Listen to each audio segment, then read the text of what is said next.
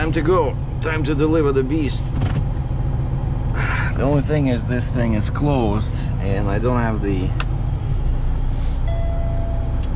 PetroPass fuel card, because you cannot buy anything without that special fuel card.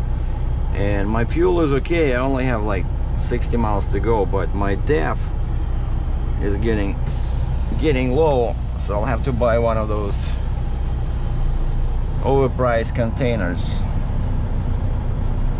All right, let's just check the brakes. The brakes work. It's a weird truck stop, you know, because there's no like the building is closed. Like on the weekend,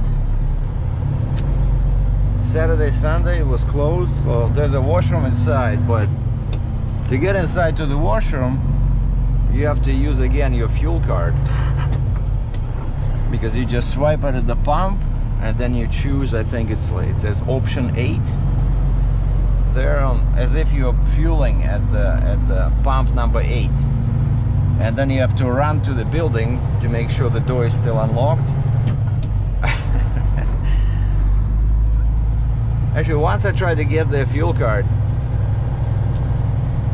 and they sent me the, yeah, you approved for, I forgot how much, but you have to pay the bill every week. Every week. That's not good, you know? Like, my trips sometimes last 2 weeks, 2.5, 3 weeks, right? So I don't want to be paying the bill until I'm paid, you know, for my trip. And so I'm still using my own credit cards. So I have a US dollar card for the States. I got a regular Canadian dollar card for Canada, and it works fine. Quite often I can find some very good deals at small stations, you know.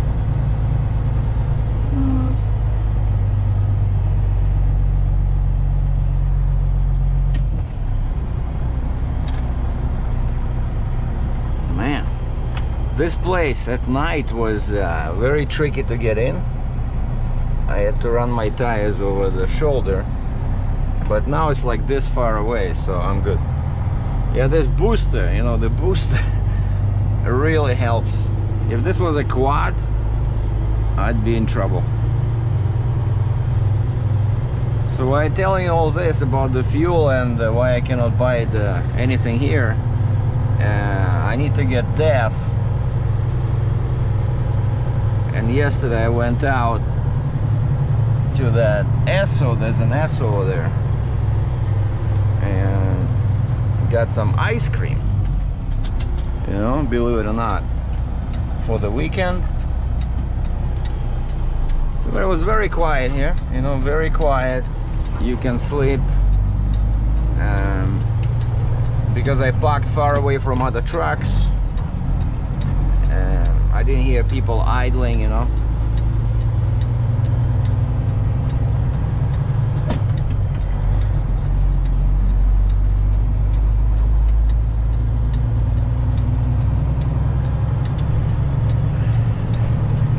And the trick is, in Canada, I have to be on federal highways, which are called King's highways. And the difference is that the symbol of the highway has it's a picture of a crown, like a king's crown. Oh yeah, and there's a Tim Hortons over here. The washrooms are open, so I was able to go inside, you know, get coffee. Yesterday, today I switched to tea. I have my own tea bags. All right, so of course there's no shoulder here, but I don't see any traffic. I'm just gonna run inside, and oh wow, they have a diesel in the back there, but I'm gonna check this out. There's a big lot in the back there, but we don't. Oh yeah, I see people parked in there. Wow. At least these guys are open 24/7. You can go inside, get coffee or hot water or something. All right, so let me just go by that, by the DEF, and then I have to go that way. That's where that highway, Kings Highway 40, goes south towards, back towards 401.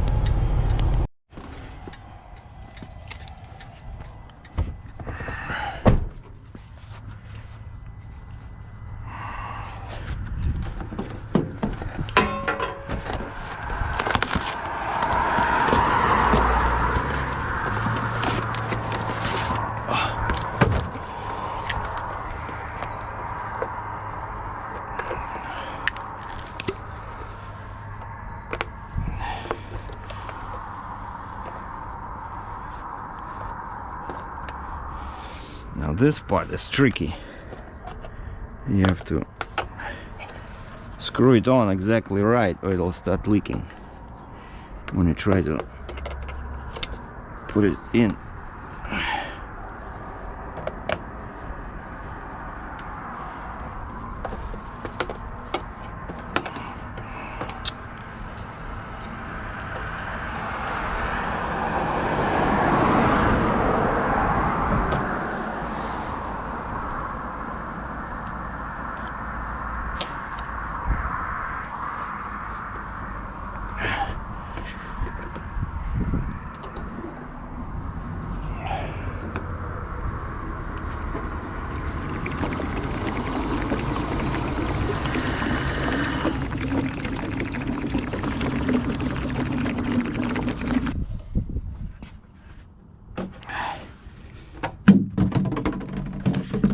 So as long as you connect it properly, it's it goes fast and it's, you know, no mess.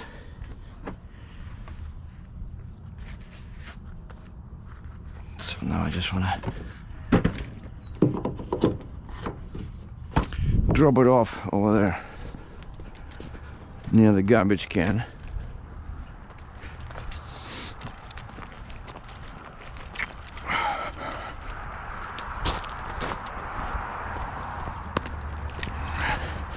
So this was $22 for 9.46 liters, right? Whereas at the pump, if you can find a truck stop with a DEF at the pump, it's like 85 cents Canadian per liter, so less than $1. So this would be probably like $8.50, right? At the pump, this amount of DEF. But this way it's 22 bucks, but what do you do?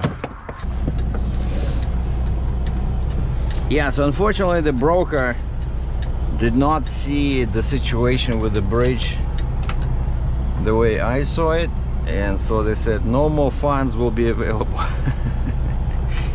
So, and I remember when I was talking to them, like originally, of course their price was pretty low for this kind of a load. I'm guessing their customer was, you know, on a tight budget or had no idea what things cost in the real world. I don't know, but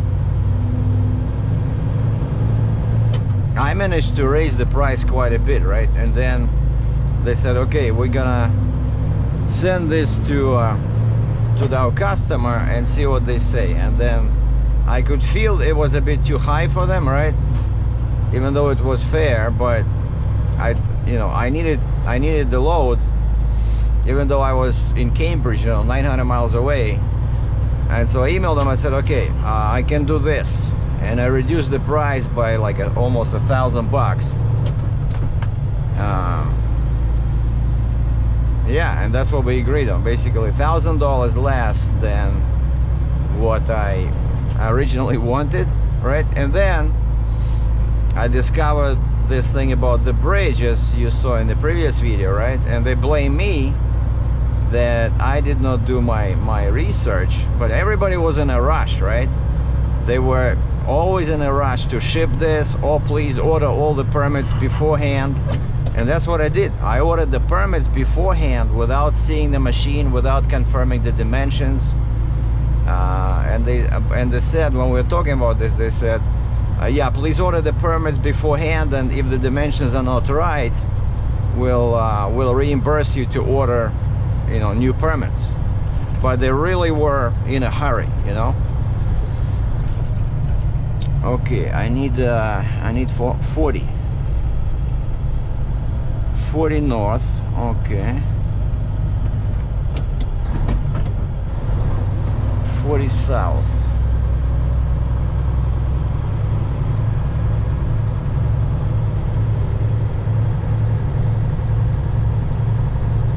And so I ordered everything. Everybody was in a big rush, right? And then I was driving, you know, 900 miles to get that crane. It never occurred to me to check with the bridge, because it's a huge bridge. Like 1110, it's not that big, right? If I was like 14 feet or I don't know, 16 feet, I would definitely check with them. But 1110, right? And then in the previous video, I added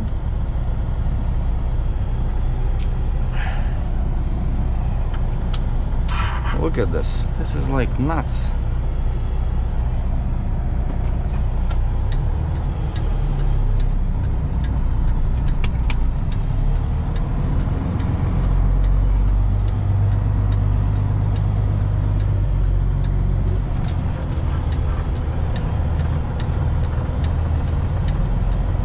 See, that's why I don't like this particular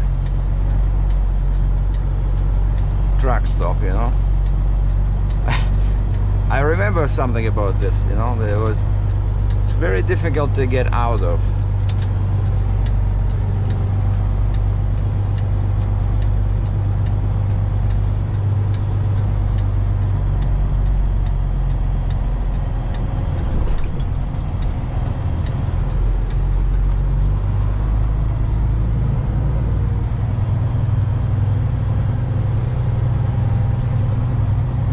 But the Stinger is on the white line, which is good. I just don't want to rub my tires on the curb, you know, because that's all those tires are brand new on the Stinger. But it's almost, well, it's maybe like 2 feet from the curb actually. But it's over the line now. It's over the white line.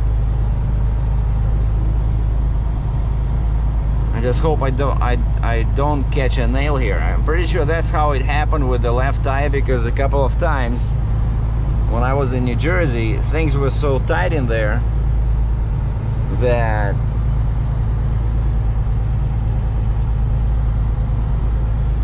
I had to go on the pavement on the left shoulder. And I'm pretty sure that's how I got the nail, because there was a small nail in the tire, right? And then the tire blew. That's my theory about that left tire disaster, is that I got a nail, it was slowly leaking. I did not notice that.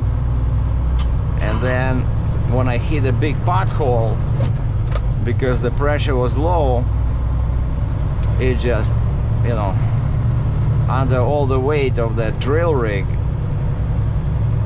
it just cramped the tire and damaged the sidewall. That's why all the air got out. But to get back to the topic of this, yeah, that's what happens. It's all negotiations, right? So the important thing to remember is you never burn the bridges, you know. You don't talk to people like it's the end of the world. And so they sent me one email only saying that it was your responsibility. We gave you all the dimensions, and we're not gonna pay anything more, right? But it was like in a kind of like in a strict language. We won't pay anything, you know. You should have done your research. And I said, so, you know, I kept it professional, and I just wrote back that I don't think it's fair to blame the carrier for the construction on the bridge, but I'm not going to argue with you. Delivery is set for Sunday 9 a.m. as per name from that consignee company. That's all I send them, and that's it. So now I'm just delivering. We'll recoup this money on the next load. Fields, farms, trees.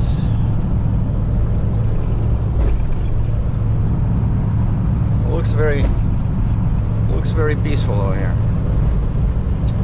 Oh, I exchanged emails with another friend who works as tracker for a big outfit in Western Canada, and a couple of times he had serious injuries, you know, broken ribs, broken arm, and I was always surprised. Like, he's a couple of years older than me, and I always was surprised how hard this guy worked, you know, like never taking a breather.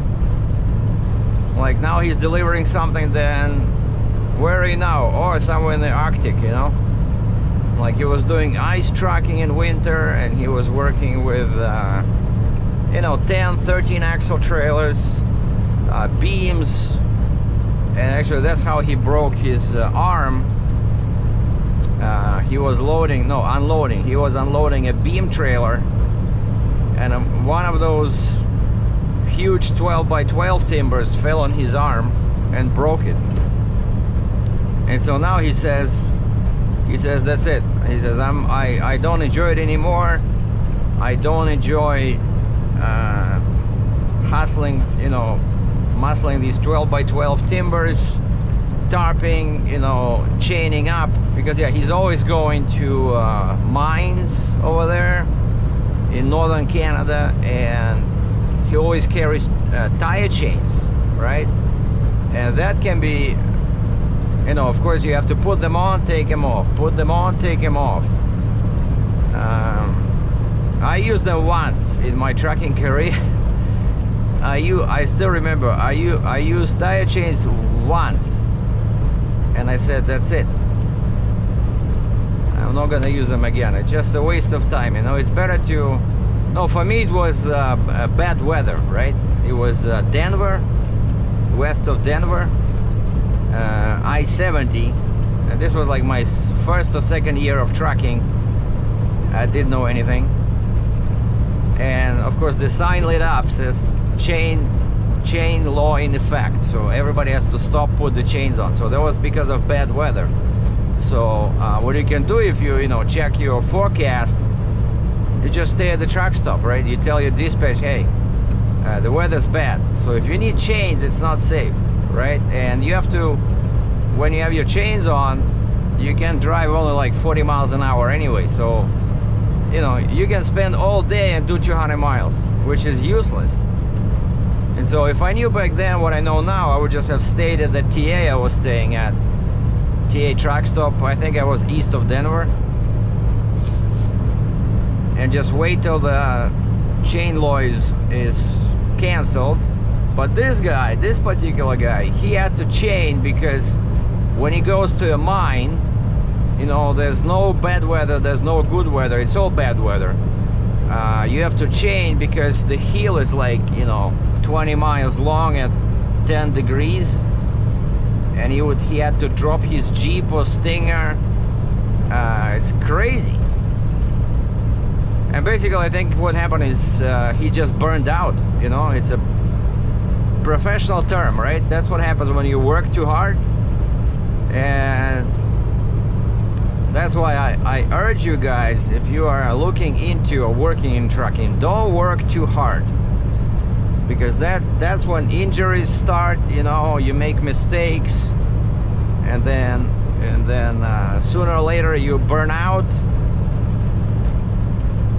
And so now this guy is thinking about changing careers and going into a different field where he worked before. So I was kind of sad, you know, to read that email. But I wanted to tell him that, you know, I said, maybe you should try being independent. Because he was just a company driver. They paid him very well, but of course they used him. They got their money worth out of this guy because he was a very hard worker.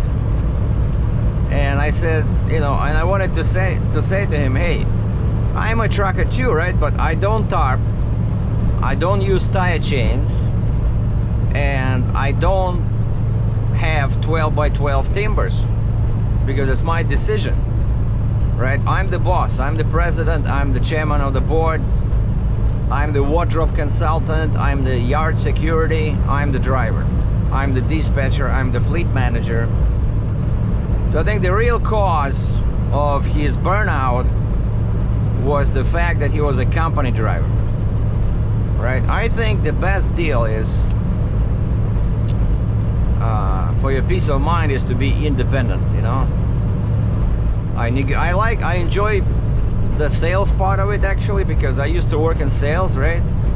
So it's all sales. You have to sell yourself when you're talking about the rate, right? It's all like you know, like a typical sales thing, right? You have one price in mind, the customer has another price in mind, and so you're talking about the details, the logistics, the price. I enjoy it, you know. I enjoy that probably more than driving itself, because I've been everywhere.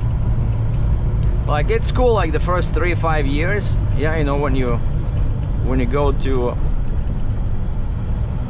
to new places. But I don't want to go north in winter. I would love to see Alaska, but I only see those loads on the load board in winter, when I guess they cannot find their regular drivers don't want to go, you know. And so that's the only a few places I've never been as a trucker. It's northern Canada, like real northern Canada, and Alaska. And so for me, I enjoy the business side of this as a former sales professional, because I sold insurance, I sold real estate in Russia, right? So if one part of the business can get a little bit boring sometimes, then you work on the other side of the business, you know. So I do my own books, my own taxes, so I'm pretty much my own bookkeeper, accountant, you know. I don't know, I like this setup. I like being independent. All right, what do we have here? I think we're turning, yeah, you see there's ferries to US, but I don't think that's for trucks. Oh, and they mentioned to me, they said, when I was talking to the consignee, saying that I'm delayed, I couldn't cross the bridge, and she said, well, there's a ferry. You want to go to a ferry in Detroit? And I said, no, I'm sorry. I took that ferry once, I'm not doing it again.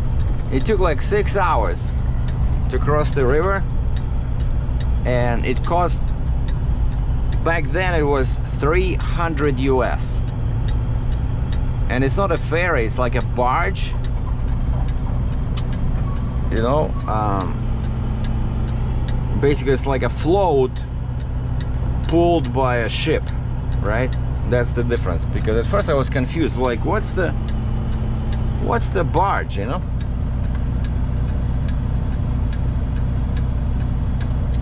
And then I saw it. So yeah, it was like a kind of like a trailer on the water pulled by a truck, but in this case pulled by a boat, right?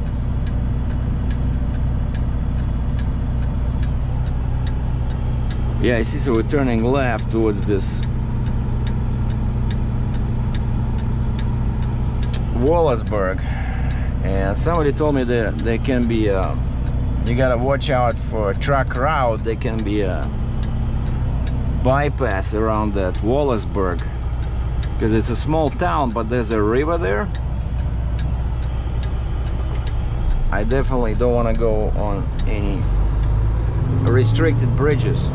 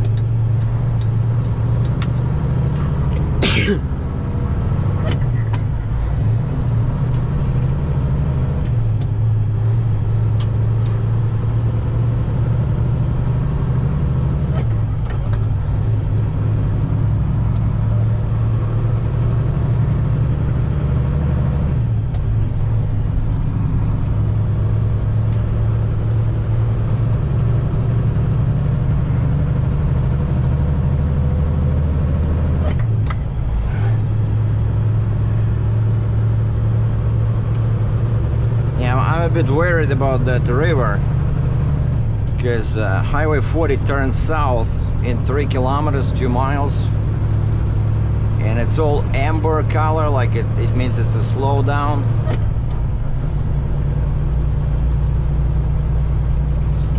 So we'll know soon enough.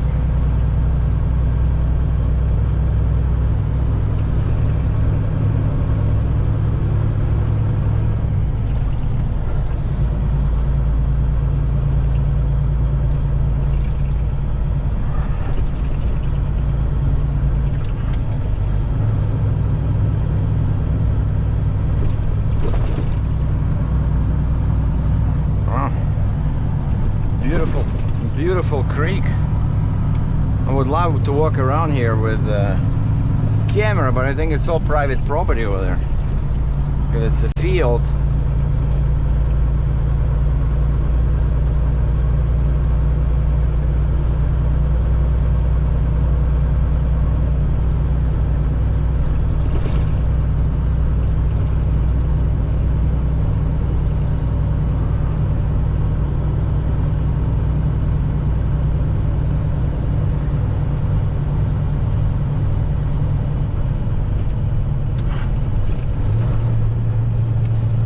These small towns, you really have to watch your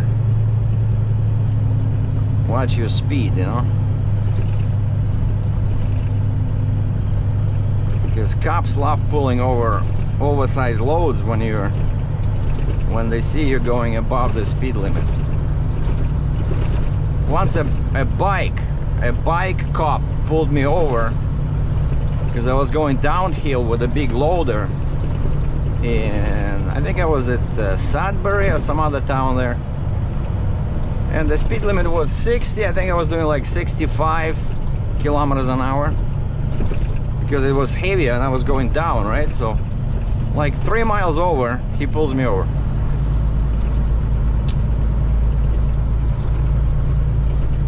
But didn't give me a ticket. He says, "Where are you going?"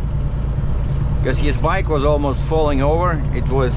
He couldn't ride. He tried to ride on the seat of the bike. The bike was all wobbly. And he said, "Okay, where are you going?" I said, I'm just going to this truck stop to scale, and then I'm going to US with this." And he said, "Okay, go." So if he had the car, he probably would, but I don't know, like a ticket for 5 kilometers over, come on.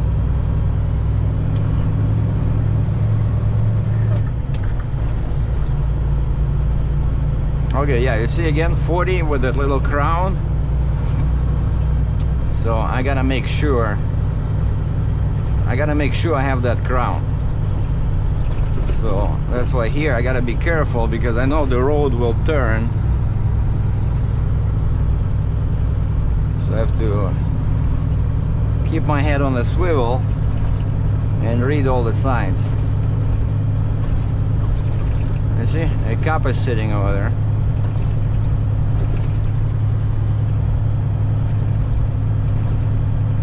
County Mountie.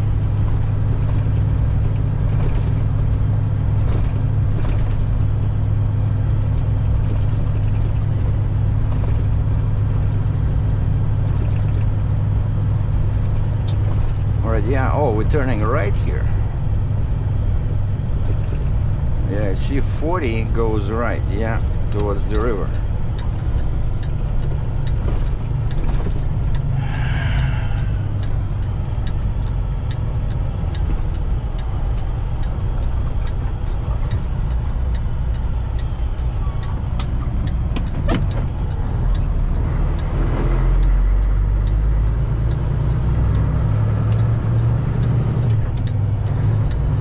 And that's the bridge.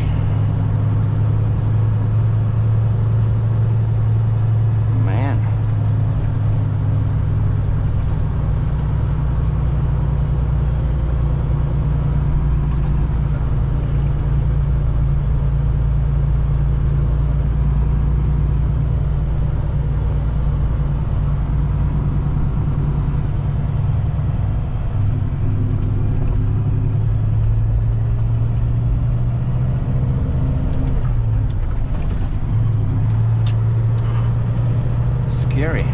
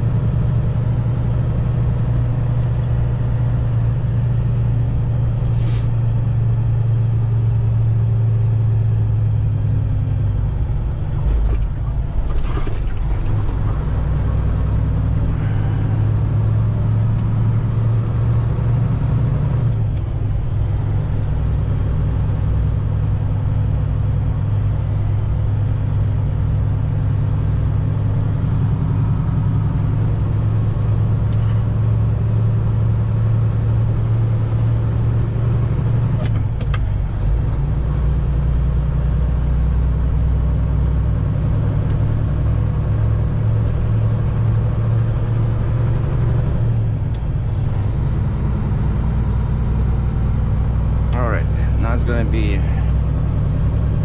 turn somewhere here.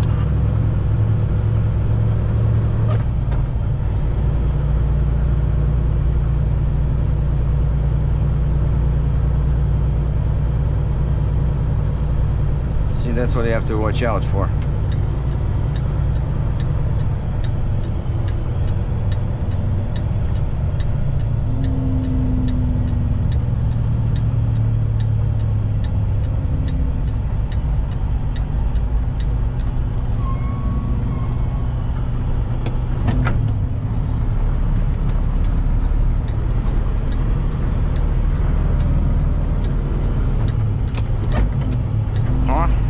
Crown. Come on.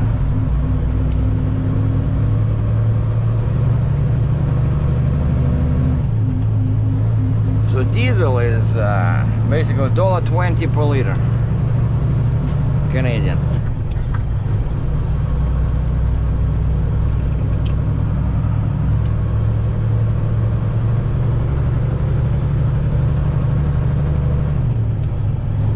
And that's it. So now it's gonna be going pretty straight towards Chatham, Kent, and there'll be a couple of challenging points over there because that's a much bigger town than this one. But I only have 27 kilometers to go to my, oh, that's not to my destination, that's to a point I chose just east of Chatham on Highway 40.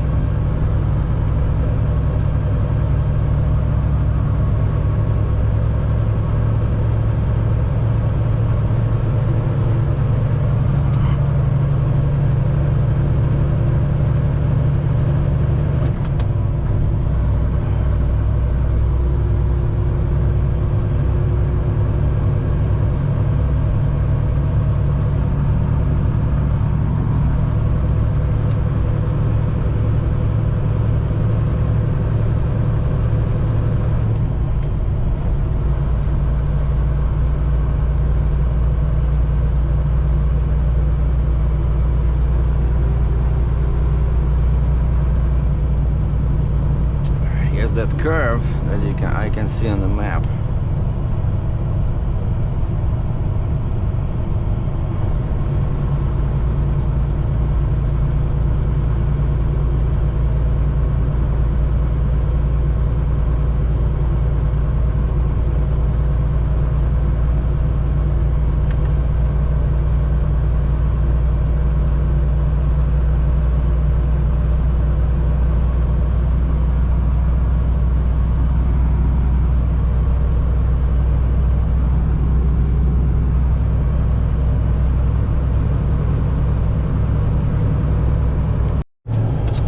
Chatham, the sign says Chatham, but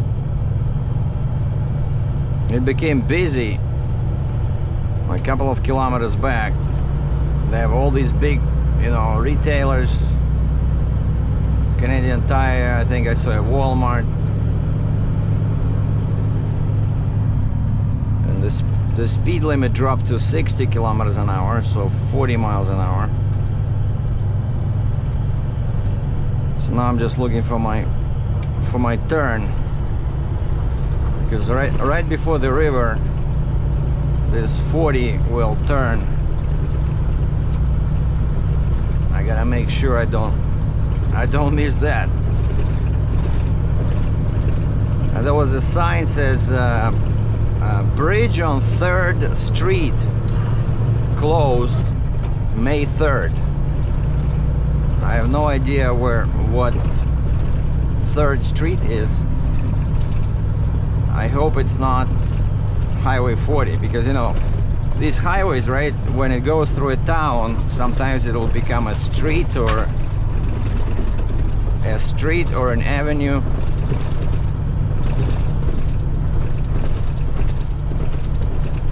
Nice road if you're a dentist looking for new patients.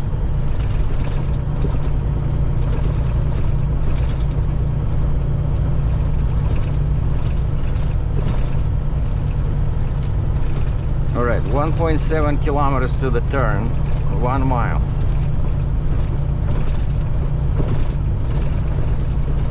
I'm doing exactly 50 kilometers an hour because that's the new speed limit. Okay, we got food basics over here. We got a bunch of small stores, backyard burgers, McDonald's, Money Mart, Bulk Barn, Shoppers Drug Mart.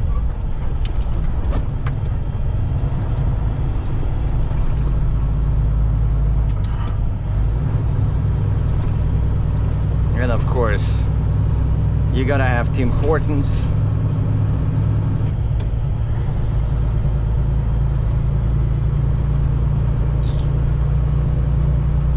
TD Bank, except in Canada it's called TD Canada Trust, whereas in the States it just says TD, right? But in Canada they merged, two banks merged. One was called Canada Trust and the other one, of course, TD, and so they kept the joint name.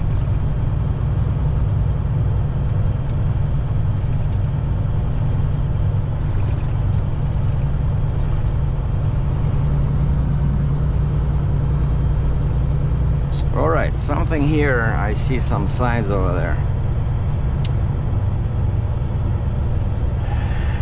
What is this? Maximum 3rd Street Bridge, 25 tons. You see? I guess that's the one street that I cannot take, of course, because first of all, I'm much heavier than that. And secondly, it's not Highway 40. And this is 40, okay. I looked this up, I looked up this intersection. I wanted to know how sharp the turn is.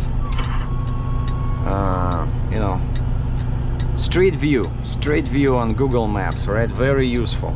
You can look at the intersection from various angles. I saw this building, I remember, with that sign, Central Wood-Fired Kitchen.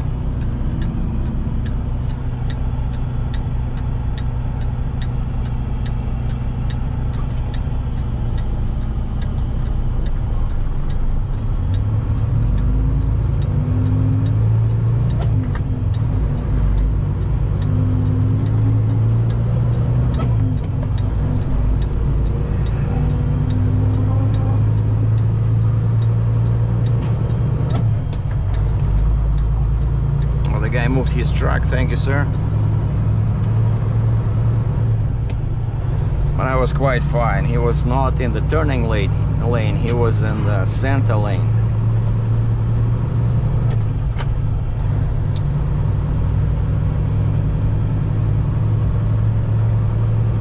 All right, so now I'll just keep following 40 and then cross that small river on the, I'm guessing, on the new bridge.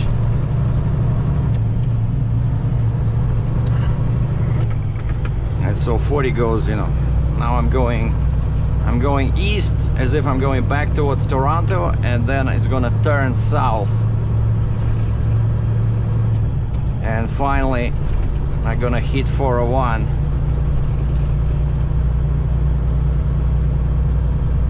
and stop at that rest area.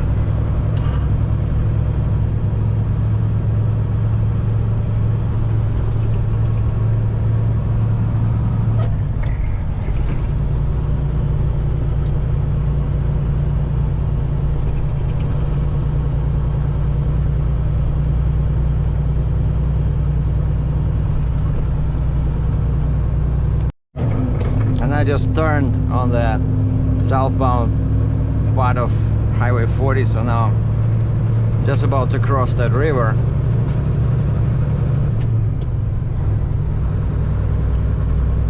That's the river that bridge was closed for. But it was, like I said, tiny creek. It's very small space on the map.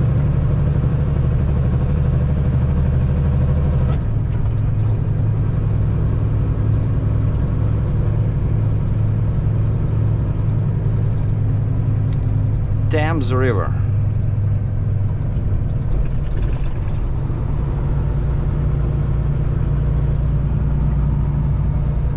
Well, actually it's not very small. It's the bridges. See, so this is a new bridge.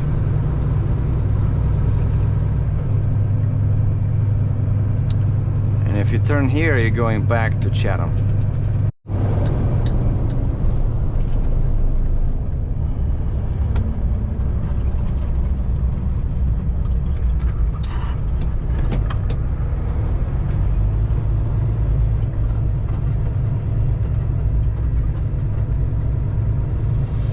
Finally, I'm on the freeway. Man.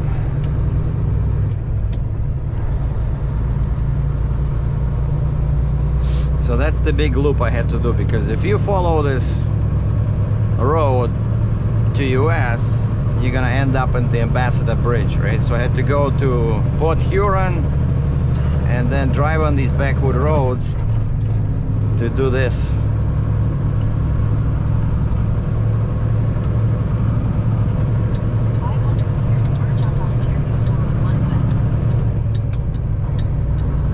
In Ontario, you don't need your flashing lights on the truck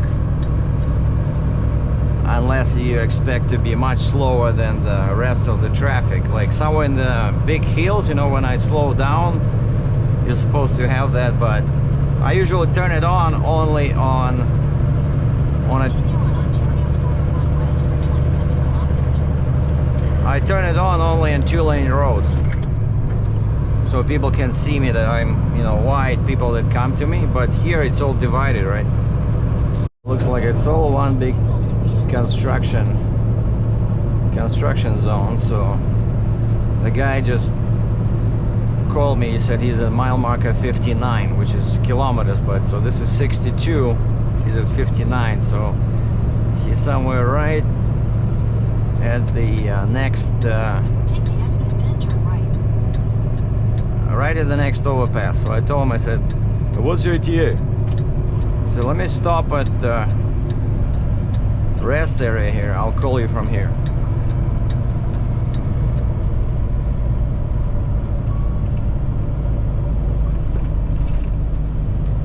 Man, I don't want to go inside. I think I'll just stop here for a second. Need to change my camera.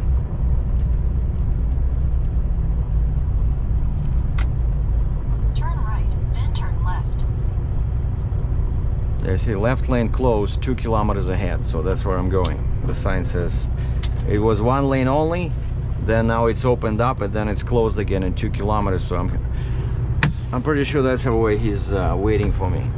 All right, hold on. So you see all the boomer, that's what they took off at the job site in South Dakota, right? But I only see 2 pieces. I think there should be more.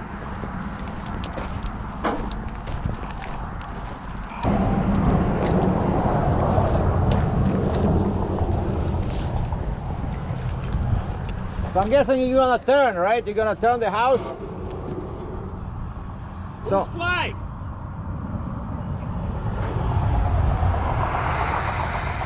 oh, there's a flag there?